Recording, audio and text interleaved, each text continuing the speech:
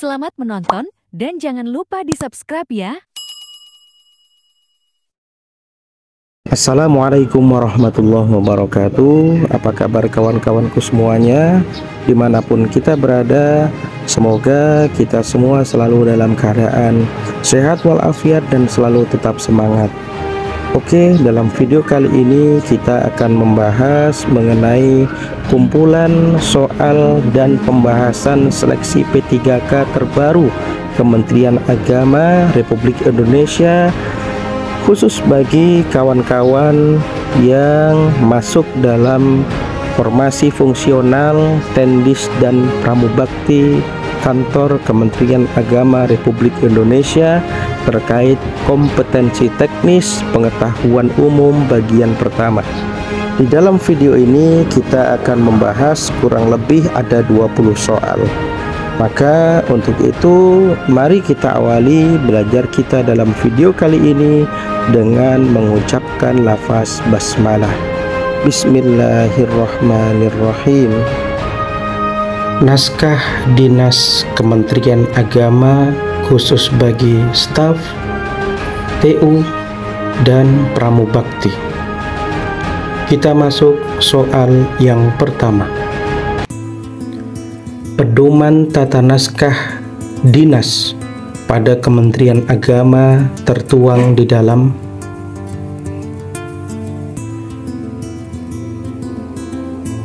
jawaban yang tepat dalam hal ini, pedoman tata naskah Dinas Kementerian Agama tertuang dalam KMA nomor 9 tahun 2016. Soal berikutnya, di bawah ini yang tidak termasuk jenis naskah dinas adalah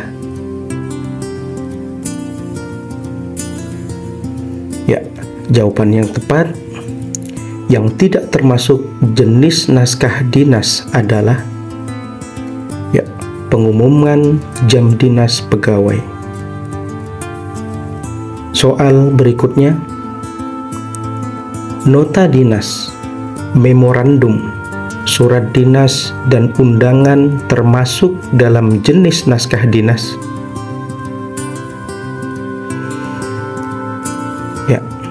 Jawaban yang tepat bahwa nota dinas, memorandum, surat dinas, dan undangan termasuk dalam jenis naskah dinas. Jawabannya adalah naskah dinas korespondensi. Soal berikutnya,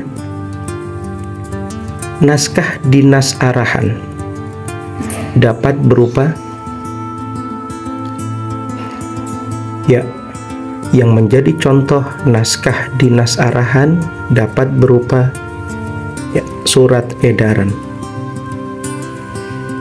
Soal berikutnya, surat edaran, standar operasional prosedur, surat keputusan, surat edaran termasuk dalam kategori naskah dinas ... Jawaban yang tepat bahwa surat edaran, standar operasional prosedur, surat keputusan, surat edaran termasuk dalam kategori naskah dinas arahan. Soal berikutnya, Retna, seorang staf di sebuah satuan kerja, sebagai penyusun laporan keuangan. Naskah dinas yang bisa disusun sendiri oleh pegawai yang bersangkutan adalah jawaban yang tepat di sini, naskah dinas yang dapat disusun sendiri oleh pegawai yang bersangkutan adalah laporan. Soal berikutnya, naskah dinas pada satuan organisasi yang ditujukan kepada pejabat lain di internal berisi tentang laporan penyampaian informasi disebut dengan ...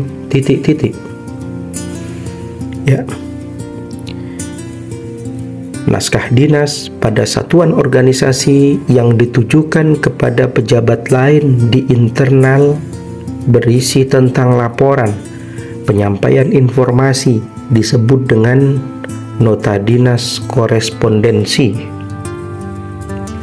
Soal berikutnya, naskah dinas yang disusun oleh pejabat struktural atau pejabat fungsional tertentu yang berisi tentang analisa dan pendapat berdasarkan fakta-fakta dapat disebut dengan naskah dinas? Ya, jawaban yang tepat di sini adalah naskah dinas telaah staf. Soal berikutnya, naskah dinas Kementerian Agama yang ditulis dengan terdapat logo Garuda ditandatangani oleh, ya, jawaban yang tepat di sini adalah menteri. Naskah dinas Kementerian Agama yang ditulis dengan terdapat logo Garuda ditandatangani oleh Menteri Agama. Soal berikutnya, naskah dinas pada Kementerian Agama menggunakan jenis kapital atau huruf titik-titik. Ya, jawaban yang tepat di sini adalah naskah dinas pada Kementerian Agama menggunakan jenis kapital atau huruf Arial ukuran 11 dan 12. Soal berikutnya, istilah administrasi dalam pengertian sempit disebut juga dengan, ya, jawaban yang tepat adalah ketatausahaan.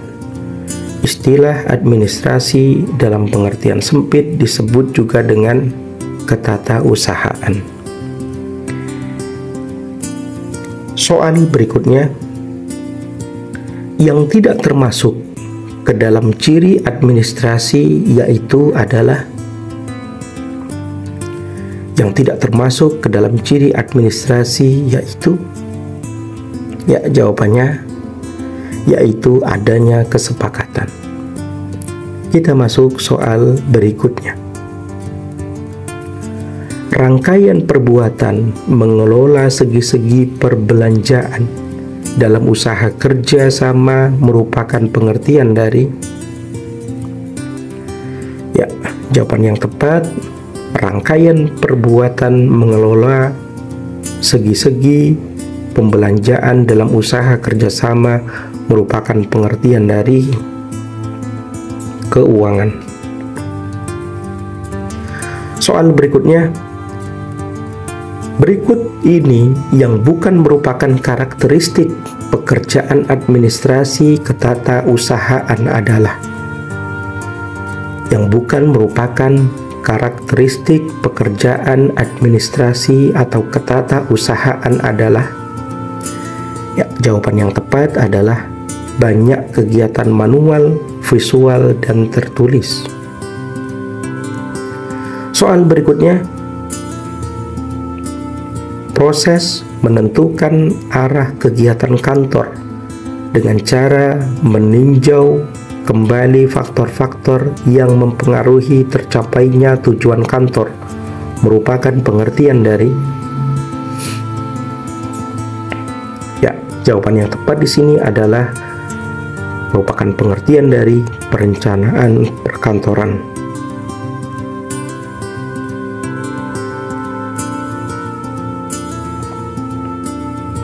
Soal berikutnya, kegiatan memastikan bahwa sasaran dan hal yang telah direncanakan berjalan sesuai dengan harapan atau target adalah, kegiatan untuk memastikan bahwa sasaran dan hal yang telah direncanakan berjalan sesuai dengan harapan atau target adalah pengertian dari, ya, jawaban yang tepat adalah pengawasan. Kita masuk soal berikutnya. Staf administratif yang meliputi tata usaha melayani pelaksanaan pekerjaan operatif untuk mencapai tujuan suatu organisasi adalah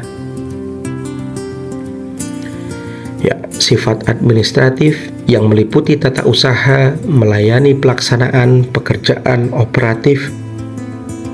Untuk mencapai tujuan suatu organisasi adalah pengertian dari adalah bersifat pelayanan.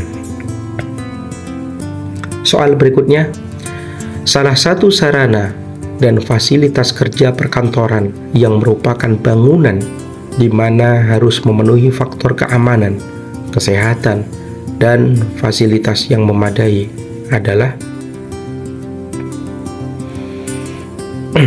jawaban yang tepat adalah gedung. Soal berikutnya, sistem atau proses dan kegiatan perencanaan, pengorganisasian, pengarahan, dan pengawasan sumber daya manusia untuk mencapai tujuan adalah jawaban yang tepat di sini sistem atau proses dan kegiatan perencanaan, pengorganisasian, pengarahan, dan pengawasan sumber daya manusia untuk mencapai tujuan adalah pengertian dari manajemen. Soal berikutnya, kegiatan memperbanyak dengan berbagai cara dan alat merupakan inti dari kegiatan administrasi. Jawabannya adalah menggandakan.